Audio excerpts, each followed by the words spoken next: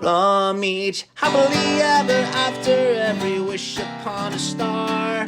Let's break down the movies that shaped who we are, from memory lane to now and everything in between. The most famous of films to the ones we've never seen. Decade by decade, all the times we laughed and cried, and with a little pixie dust, they will all take flight, reliving the feelings, and we're trying our very best. And if they mean the same to you, please be our guest. So hop aboard, we would love to have you as we hang with a certain mouth, the whole gang too. If you love nostalgia stuff, we hope this does the trick. Thanks for joining us as we deep dive the magic. Hi, and welcome back to the Deep Diving Magic Podcast. I'm KJ. And I am Jeffrey, and we are back today with the 139th Disney feature-length film from June the 27th of the year 1979. It is a film called The Apple Dumpling Gang Rides Again. The Apple Dumpling Gang Rides Again, for those that can't tell by the name, is a sequel of the Apple Dumpling Gang that we watched a handful of years ago, featuring the familiar faces. Tim Conway and Don Knotts. Would you like to start us off with a synopsis of this sequel, The Apple Dumpling Gang Rides Again? Yes, this might be one of my favorite. The adventures of two idiotic outlaw wannabes, Amos and Theodore. That's all it said. Now, I have a question. Yes. I enjoyed the Apple Dumpling Gang. Mm-hmm. Wasn't the Apple Dumpling Gang the name of the kids? Yes, but if you remember correctly, Clearly I don't, that's why I'm asking. at the end of the movie, Amos and Theodore joined their family. So they became part of the Apple Dumpling Gang. I mean, they joined their family. They rode off with them to go live at their house on the wagon and their donkey. Oh, okay. You don't remember? No. At the end? I figured this movie was going to be about the kids, and it's not. It's about the outlaws. I didn't know. I enjoyed it so much better. Yeah, I didn't say I didn't enjoy it for sure, but you have any thoughts or opening facts besides the fact that the marshal is the voice of King Triton in Little Mermaid? I only got one fact on here because I was taking the notes, so I left the others to you, but oh well. So Disney's marketing department added a small sticker to the film's poster saying "all new!" exclamation mark. Possibly due to the fact that people thought that this was just a re-release, which the Walt Disney Company as well was known for during the 70s, 80s, and 90s.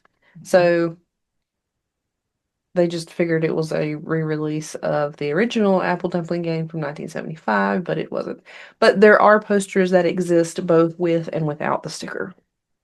Obviously, the one that's on our intro up here is not with it. So, Yeah, I don't know. did you get any more facts? No, just that was the voice of King Triton. It was fun. Another Disney Western. Back to you. Disney Western. Okay. All right. So the film opens up with our two characters, Amos and Theodore, tracking through the West. And then all of a sudden we are dramatically drawn to a wagon on fire that's riding into a fort. And a guy in charge is worried if the raids keep up, he's going to lose his command at the fort. That guy's in a lot of films too. Yes. So Amos and Theodore, our little guys from the beginning in the other movie, basically went up from being like crooks to now they're trying to walk the straight and narrow and do right. They are going straight, living by their wits. Yeah. And they arrive in Boomtown of Junction City to start anew. And they have plans that they're going to double their money. Any thoughts there? They didn't have a lot of money to start with. Yeah, it was not a lot. Probably back in the day, though, it probably was more than what we imagined. But anyway, so at this point, we're in the city, a little Western town, and a private shows up to escort a lady. He had a mustache. Yep, who asks if all the officers were busy. She was snooty. And already I disliked her. She was snooty. Yes, very snooty. And then it cuts back to Theodore and Amos because the private basically told her that all the other officers had other matters to attend to. So he came to pick her up. I mean, she should have just been grateful somebody was there to pick her up or whatever. Her father was the dude who was afraid of losing his job. Yeah, but we didn't know that at the time. Yeah. So anyway, we go back to Theodore and Amos, and they have just bought new suits. They look good. And they want to go get their picture taken so that way they can end up in the history book. Before they take this town, we should take our picture. Yeah. Which this picture taking thing is a whole ordeal. I mean, talk about how good we have it now comparatively. Yeah. So it's the time where you have to basically pose forever for a picture to Yeah. process. Can I tie this into Disney real quick? Yeah. You know, at Epcot, when we're watching the American Adventure, and like there's like the scene where like one brother joins the Yes. Civil War this way, one brother joins the Civil War, and they're taking the photo, but they have to like stand super still, Hmm. and it could be easier if they had like the brace. They probably did. Oh, keep going. Anyway, so it comes into a whole ordeal. Their donkey Clarice basically ruins the whole thing. Or Doesn't he? mule. Or She might have been a mule. they I think keep she was a they keep calling donkey. I thought, but either way, yeah. I don't know. I probably have it in my notes somewhere. Anyway, she ends up messing up the entire setup of this guy's picture area and ruining some of his equipment, and he's all upset about it. He's like, "You'll pay for this," and they like run out. So, On the way out, though, yeah, and just because it's important later, on the way out, he does they do mistakenly say that they are the Apple Dumpling Gang, which will come out to burn them later. yes. So anyway, they end up digging their clothes out of some kind of trash area and putting them back on, so that way nobody recognizes them again because they're going to pay for all that stuff. Um, and yes, yeah. They didn't grab their clothes till after the bank robbery. Okay, I got ahead of myself. Sorry. Um, but spoiler alert if you didn't know. Anyway, so there's a fight going on in town, and then a marshal comes to break it up. The entire town seems to be smitten with him, The or so fastest it shooting and seems. toughest marshal in the country. Yeah. So then you see Theodore and Amos decide to go open up a bank account. However, they end up getting swindled and cheated out of their money by bank robbers um, that they think are working for the bank. He puts on one of those fancy hats. Yes, and it becomes a whole ordeal because it looks like Theodore and Amos are the people that robbed the bank. And then you see this little old lady that looks like Granny Clampett She's blind. calls the robbery and starts shooting at the guys riding off on it, but she sees the mule or donkey, whatever it is, and the bags on it, and that's when she calls it and starts this whole shenanigans. And that's when the So girl from the beginning that I said I didn't like already is she falls, she gets dirty, she blames it all on the private, which we learn is Private Reed, and things just get worse for Amos and Theodore because they are suspected of the bank robbery, and um, they end up out of happenstance told to drop their weapons. Well, when they do, one of them fires off and the bullet ricochets around the entire bank and then hits the marshal in the hand. they embarrassed the marshal by accident. Yeah. Um, and then Granny Clampett just happened to see this Thought it was and awesome. she just made things a whole lot worse with the rumor mill. Um, So at this point, Theodore and Amos go to grab their clothes, their old clothes, and put them on so that way nobody recognizes them because supposedly they just robbed this bank. And the And dude from the picture place earlier is like, "Oh, it has to be the Apple Dumpling Gang because they look like that in the picture they took." And the dude said the thing, so the okay, cover was blown. yeah. And the marshal's name is Hitchcock. So later on, I just keep calling him Hitchcock because that's what I had in my notes. Um, so Granny Clampett just keeps making things worse with her little rumor mill. And then Amos and Theodore come up with this plan that they're going to return the money by swinging it back to the bank. And then Hitchcock won't be upset with them anymore. Because their donkey keeps coming back to them. So like the Yes, like the like the guys who actually the robbed mill the keeps bank, following them. the guys who actually robbed the Right. bank, they had too much money, so they had to put they had to steal like their donkey to put the rest of the bags on. But then the donkey kept coming back to them and came back to them. And they're like, all right, well if we return the money, we'll get off easier. Yeah. So okay, go ahead. So anyway, they have this plan that they're going to swing the money back into the bank and Hitchcock won't be upset with them anymore. However, nothing ever goes right for these two, and then hijinks ensues. He's like swinging down with the money. Yeah, so they pretty much embarrass Hitchcock again. So Hitchcock develops this personal vendetta towards the two of them, and he's injured again, so he just keeps going after them, and he's not going to stop until he gets them. So to escape Hitchcock, they ditch their donkey, Clarice. They'll be back. There's so many different like horror film references to this movie. Anyway, Hitchcock, Clarice. Anyway, so they ditch the donkey, Clarice, and they jump into the back of a wagon with the complaining lady is what I started calling her because at this point I still didn't know what her name was and I really didn't like her, so I called her the complaining lady, but then I found out her name was Millie, so Millie,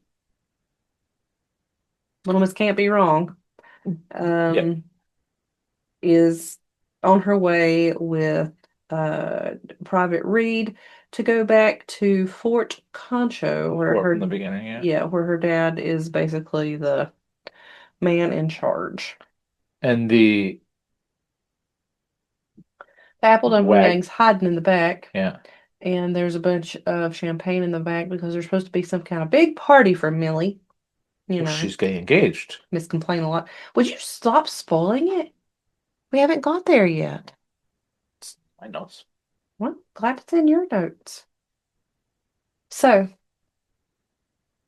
they go on this bumpy, bumpy road. Champagne is blurbing all over the back of the wagon, and Amos and Theodore are trying to cover it up, but I think they end up drinking it Of course because they do. by the time they get back to the fort and the people are unloading the wagon and find them, they talk about getting the two of them coffee. Yeah, they're drunk. Yeah. They pass out. So, ha ha ha ha. Somehow they get themselves a cup of coffee, but they also get talked into joining the U.S. Cavalry. So they're gonna join the army The now. benefits of military life. Yeah. They've got them for 10 years, I think is what they said. Anyway, so the private it it turns into night, and then you see the private sneaking around. Private Reed, the one that brought Millie in, and someone With the spots mustache. yes, someone spots him and calls an alarm, and they start yelling deserter, Because he's stealing arrows. and then they catch him with the arrows and lock him up. So we find out that the complaining girl, Millie, is about to get engaged to one of the officers, which I think was actually the lieutenant. Yes. Couldn't tell you. I think he's the next in charge after her dad, which would make sense later. So the duo continue to mess things up, and I run in with the now insane Marshall because, he He's had like, found them there because he has tracked Clarice, who's finding her way back to Theodore and Amos. And he has basically lost his mind. He has just Nothing else matters to him except for getting these two. So, and a whole ordeal happens with them trying to carry a punch bowl out. And next thing you know, the entire fort is basically on fire. Yeah, after they embarrass the marshal again with like the punch bowl and the cake and stuff, Yeah, and, it's and just then a whole bunch of hijinks. but the fort is Um, on fire. the fort's on fire. The guy in charge says to get all the civilians out. And then the lieutenant that was Ravencroft that's about to get engaged to Millie, obviously he's not able to get engaged at this moment or whatever because the fort's on fire. He puts her in a wagon and then he's going to ride off with her, but then somehow Private Reed ends up breaking out of the jail. I forgot. Somebody untied. No, somebody let him out to help with the fire. Then he leaves, jumps into the wagon, and knocks Ravencroft out, and then basically looks like he kidnaps Millie. Why he'd want to kidnap her, I have no idea, because all she does is complain. She's bougie. And around this time too, we learn that the Theodore and Amos, like the gang, is going to prison for 30 years. Yeah. So the next day, the Force Commander is relieved of his position. And then, like you said, Amos and Theodore are going to be placed in military jail. And then we find out that Lieutenant Ravencroft is now going to take over the Major's place. And Hitchcock has really lost it now. He is basically in a straitjacket and being taken to some kind of hospital, I think they said. I don't know. Well, I mean, eventually he'll turn into a mermaid and have daughters. Okay. Anyway, the jail turns out to be a cover, we find out, for a robber named or called Big Mac, who proceeds to recruit Amos and Theodore for an upcoming train robbery that they just happen to accidentally stumble into the meeting of. Well, he had heard about them because they are They've the been looking infamous for him. because they've slipped like this like greatest dude in the West, Yes, the this King Triton guy. Um, Hitchcock. yeah, Anyway, so anyway, the couple of our, I don't know, bumbling idiots, the Apple Dumpling Gang dudes, are still trying to do good and not go back on all the good that they've turned into. And they're trying to get out of this. And they're gonna try. They've decided to warn the local sheriff of the robbery that's about to happen. However, we find out on this mission that the sheriff is not available. And they are told to visit the saloon because there's a U.S. Marshal there. And they said, okay. So they run over to the saloon. But guess who's the marshal? Hitchcock. Doom, doom, doom.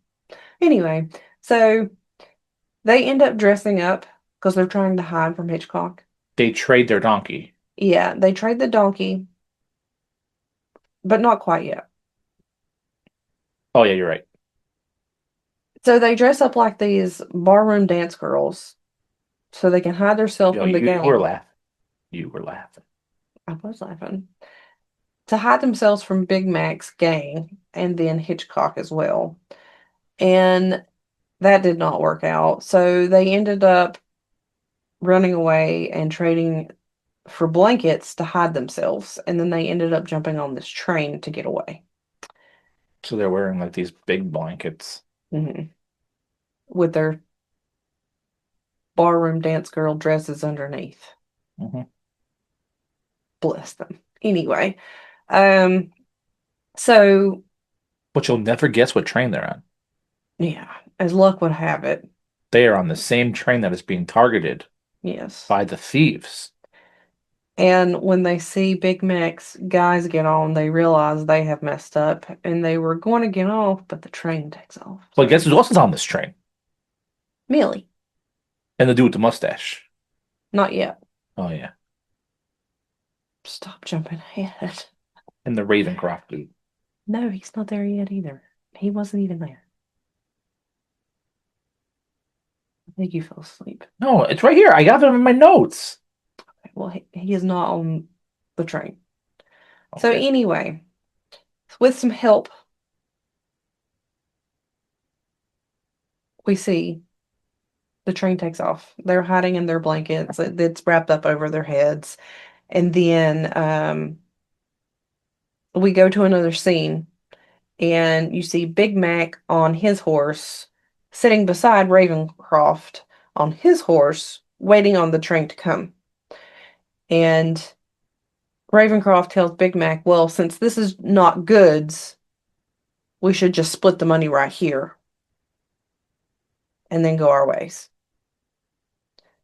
And then they're prepared for everything to be on time because Big Mac's guys have always been on time with everything. So, back to the train, we see that Private Jeff Reed has jumped on and he is on the top because he suspects this is what's going to happen.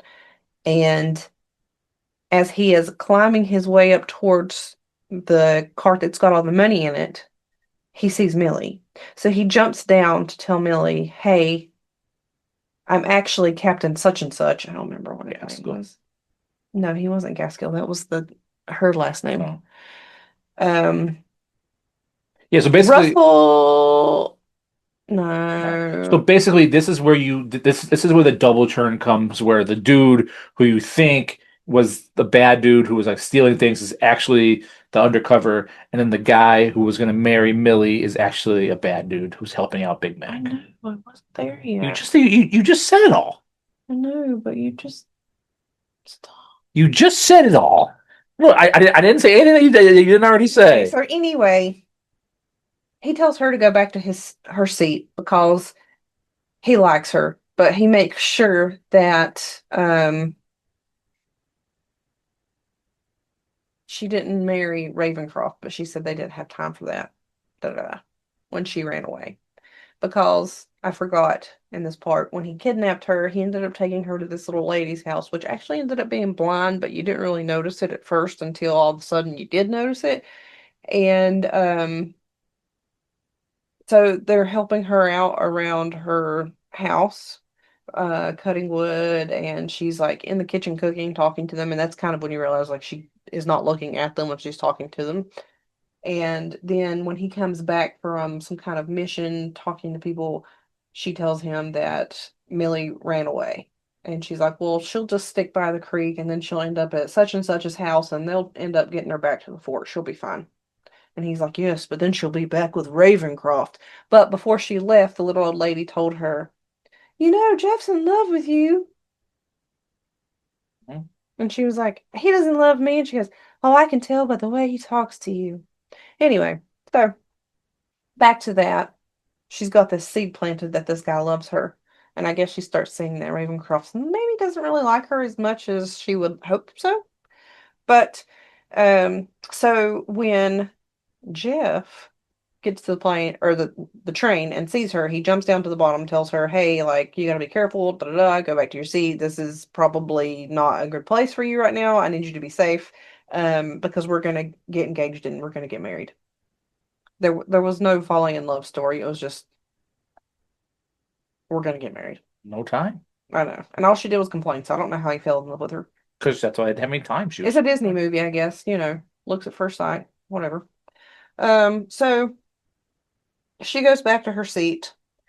Um, and then Big Mac's gang starts to get up and start to make their way towards the cart that's got all the money in it. One of the guys ends up going out the back of the same cart that Millie's in. But then she sees him climbing up on top, so then she's like, oh, she's got to intervene, you know.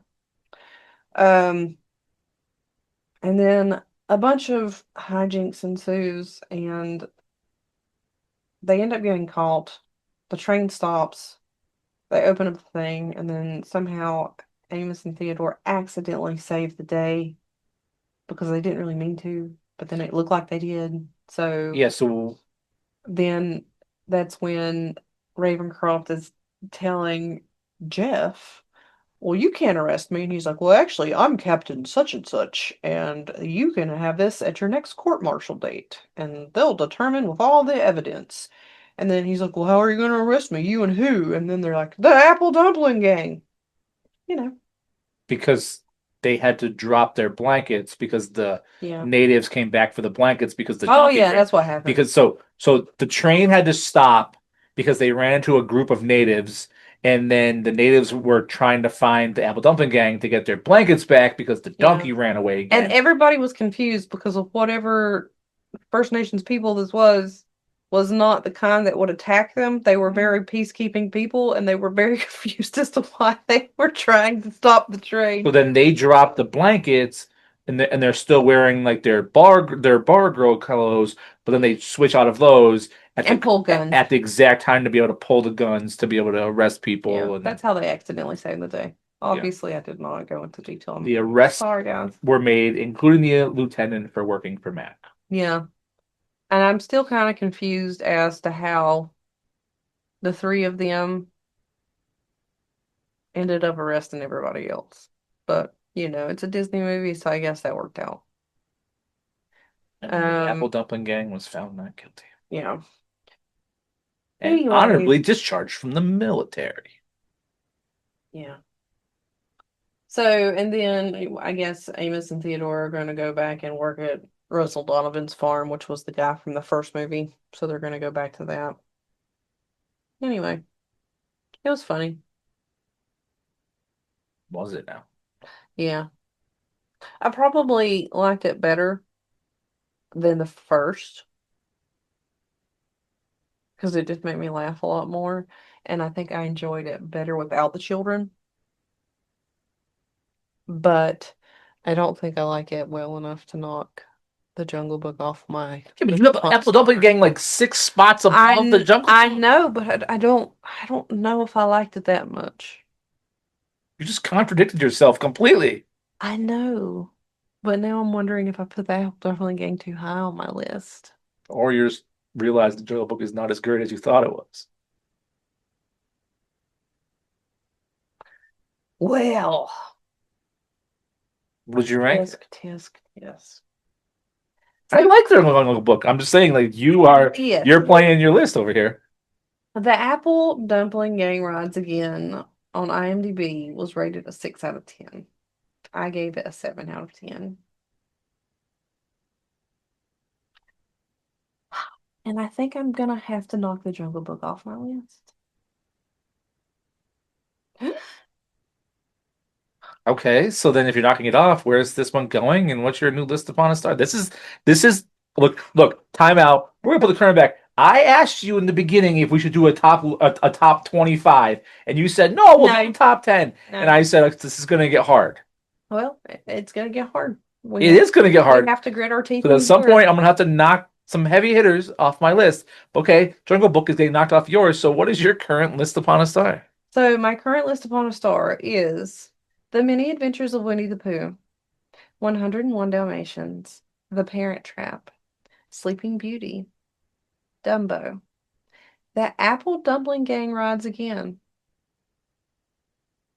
The Apple Dumpling Gang, The Strongest Man in the World, Napoleon and Samantha, and Snowball Express.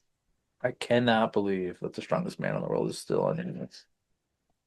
I really enjoyed that one. I know you did.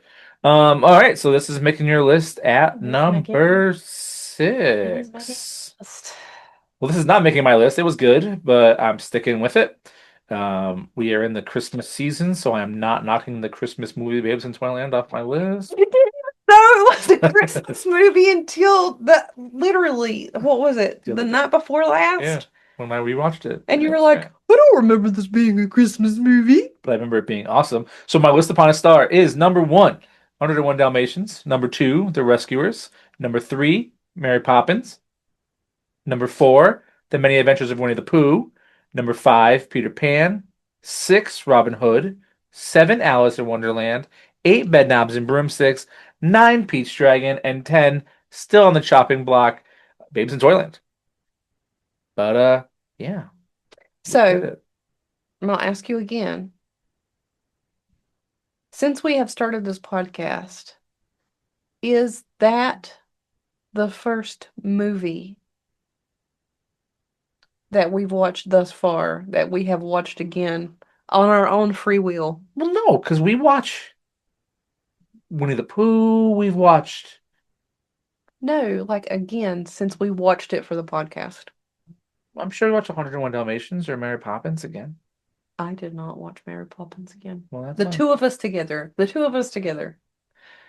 I don't know. It's a good one. Babes in Twilight. Watch it. It's the holiday season. Yeah, I could not believe It's we were it's watching listed. that one again. It's listed under like the holiday season section on Disney Plus.